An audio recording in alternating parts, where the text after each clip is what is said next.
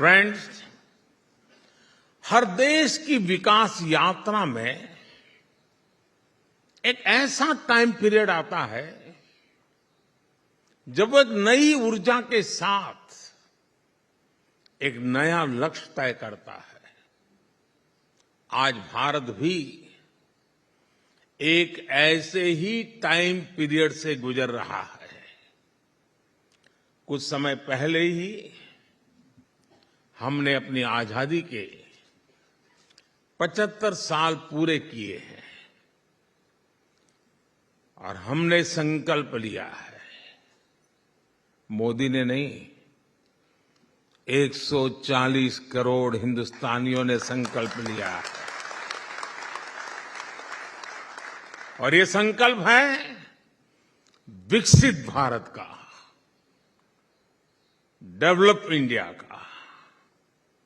हम भारत में दशकों से चली आ रही समस्याओं का स्थायी समाधान कर रहे हैं और हम चुनौती को भी चुनौती देते हैं।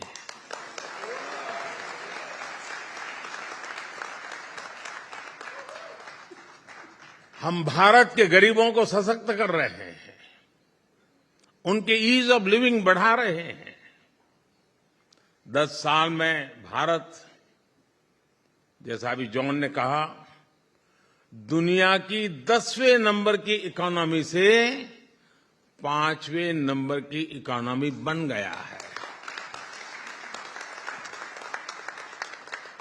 कोरोना काल में जिस तरह भारत ने इस महामारी का मुकाबला किया, वो भारत के सामर्थ्य को दिखाता है। आप जानते हैं कि आज पोस्ट पैंडेमिक वर्ल्ड में इकोनॉमी, इन्फ्लेशन और सप्लाई चेन क्या हालत है। इन सब के बीच भारत आज 7% से अधिक से भी ग्रोथ लेकर आगे बढ़ रहा है।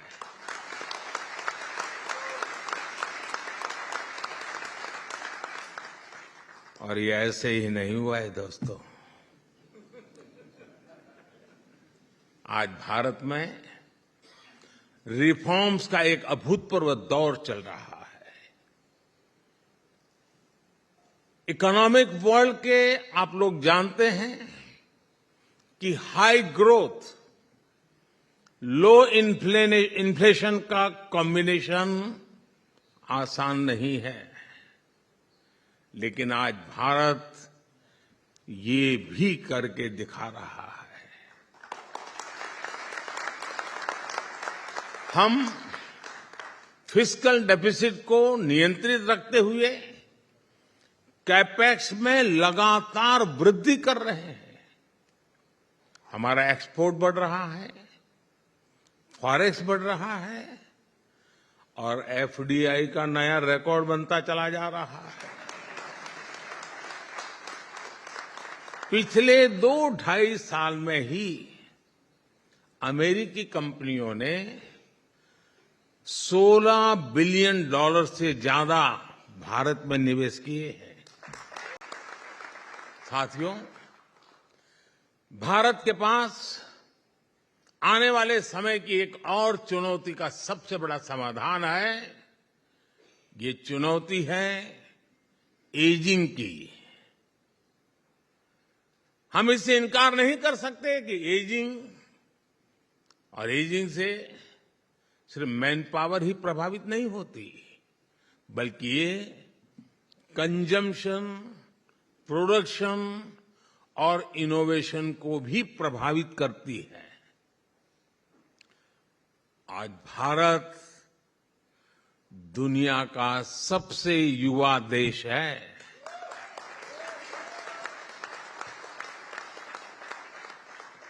दुनिया का सबसे बड़ा युवा टैलेंट पूल भारत के पास है।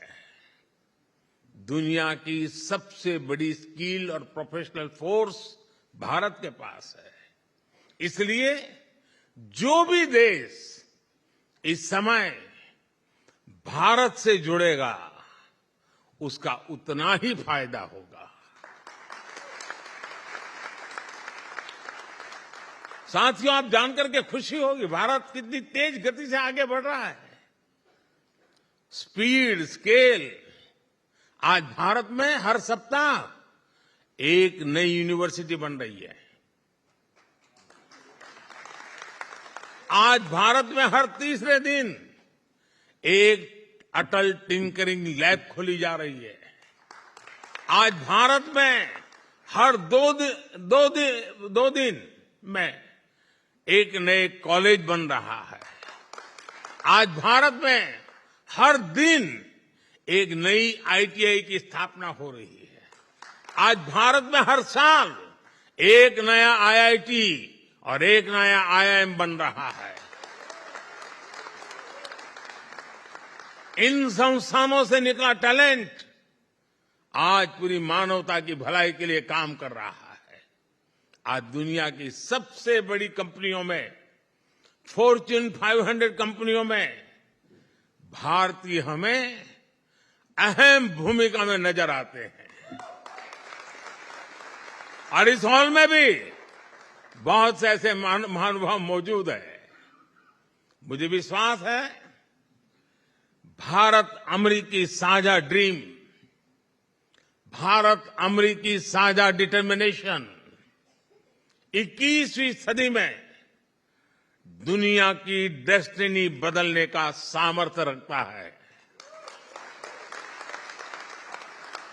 मैं आपको भारत की इस विकास यात्रा में एक साथ आगे बढ़ने के लिए फिर एक बार आमंत्रित करता हूं। Let us come together for a better world, better future.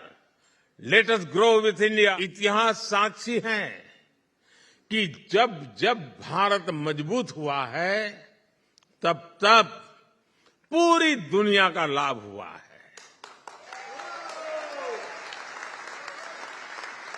100 साल के सबसे बड़े संकट काल में, इस पैंडेमिक में भी हमने यही देखा है। जब दुनिया को दवाइयों की जरूरत थी, भारत ने अपना प्रोडक्शन बढ़ाकर 150 से ज्यादा देशों को दवाइयां भेजी।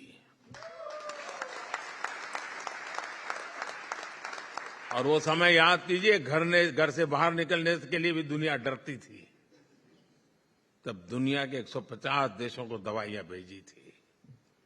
जब दुनिया को कोरोना वैक्सीन की जरूरत थी, भारत ने अपना प्रोडक्शन बढ़ाकर 100 से ज्यादा देशों को वैक्सीन पहुंचाई थी।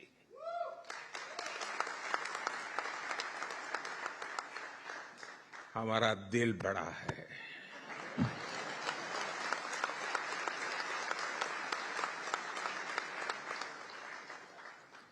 विश्व शांति के प्रति हमारा कमिटमेंट उससे भी बड़ा है। साथियों, आप इस बात के भी साक्षी हैं कि कोरोना वैश्विक महामारी ने ग्लोबल साइकोलॉजी को कितना नुकसान पहुंचाया है। हर कोई एक दूसरे पर शक कर रहा है। हर देश सोच रहा है कि मुझे जब जरूरत होगी तो कौन सा देश मेरा साथ देगा। यानी कोरोना ने शरीर के साथ ही मन पर भी गहरा आघात किया है। और हमें इस बात को कम नहीं आंकना चाहिए। शंका आशंका के इस दौर में भारत